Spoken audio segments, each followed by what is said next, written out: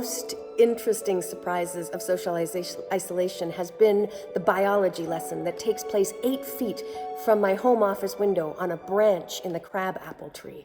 A pair of migrating robins found bits of twigs and dried up grass and have fixed up an old nest. And the female has laid some eggs, and after sitting on them for days, we finally saw a flurry of action last week. The father bird was back at regular intervals with food for mama bird to regurgitate into tiny gullets. And our family sent congratulatory messages and eagerly waited to meet the new neighborhood children. And on Friday, we got our first glimpse. Tiny beaks demanding food with necks that had grown strong enough to rise up into the air, triplets. When yesterday's freak snowstorm arrived, our worried children asked if they could invite the birds in or give the birds a space heater.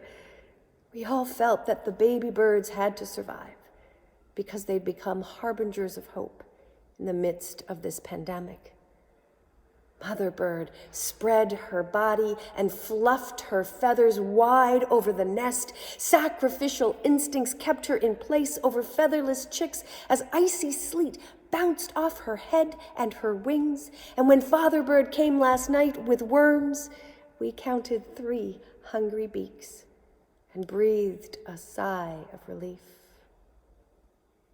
Jerusalem, Jerusalem, you who kill the prophets and stone those sent to you, how often I have longed to gather your children together as a hen gathers chicks under her wings. But you are not willing. And the lament of Jesus has new resonance for me now, the self-sacrificing God longing for us to thrive if only we would gather into the divine's loving spaciousness. But instead, God's people resist.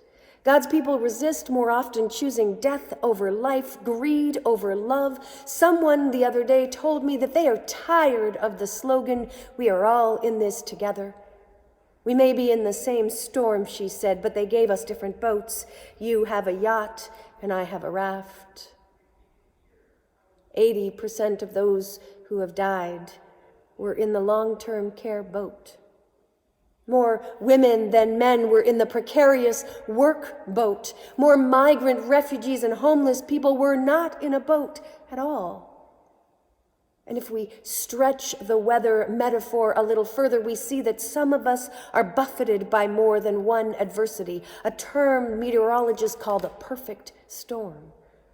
Along with the challenges of COVID-19, 22 mothers in Nova Scotia will not have children to hold today. And women around the world feel ever more unsafe in the presence of angry men.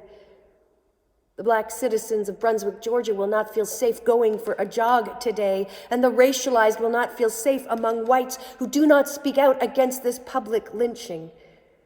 We are not in the same boat because some of us pirated all the good material. We're not even in the same storm. To mix an earlier metaphor, some of us have pushed our siblings out from under God's sheltering wings and sacrificed them to the gods of economy. And God laments that sometimes we are the cause of the storm. You may have heard about what has happened in High River and Brooks, Alberta, to the factory workers and their families. High River is the site of the single largest COVID-19 outbreak in all of North America, this tiny town. And there are 1,200 people in the town of Brooks, and 1,000 of them have tested positive for COVID-19. And it's believed that every one of those cases can be traced back to the meatpacking plants. Reverend Anna Greenwood Lee preached a 2-minute sermon on the despair of discovering that meat was more valuable than human lives. She invoked Amos and said, "We are now forced to ask ourselves, at what price did the food come to this table? 2 people have already died in High River. Surely no one should have to die so that food gets to our table." We will have big questions to ask ourselves, Anna says, about the inequities of this world, about the true price Otherwise, we will be no better than the people of Amos's time, who were ready to trample the poor for the price of a pair of sandals. O Jerusalem, Jerusalem, you who kill the prophets and stone those who sent you, how often I have longed to gather the children together as a hen gathers her chicks under her wing, but you were not willing. On the night before he died, Jesus gathered the frightened disciples and said, "Do not let your hearts be troubled." He did not say, "Believe in me and your lives will be smooth sailing." We know from the book of Acts and letters that the followers of Jesus had rich, meaningful lives, but not easy ones. The fishers of men are always the first boats out in the storm, looking to rescue.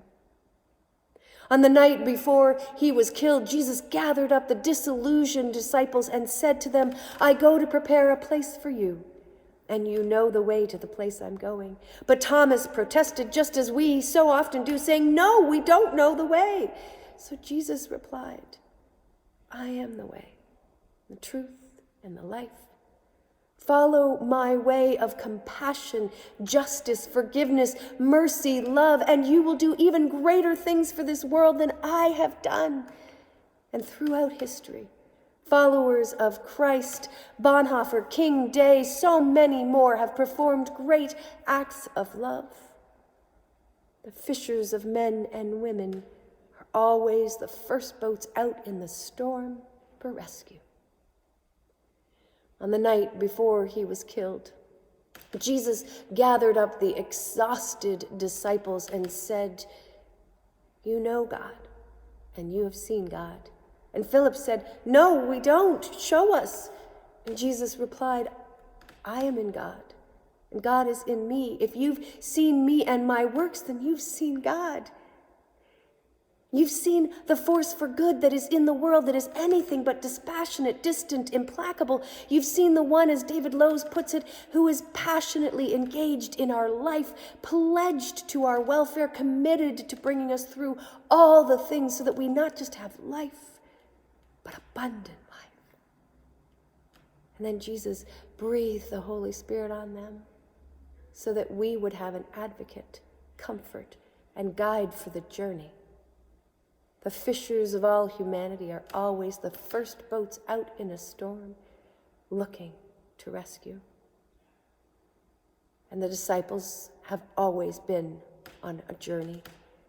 We are the people of God, learning to become the people of God. We are the mother robin, faithfully tending the vulnerable in the storm.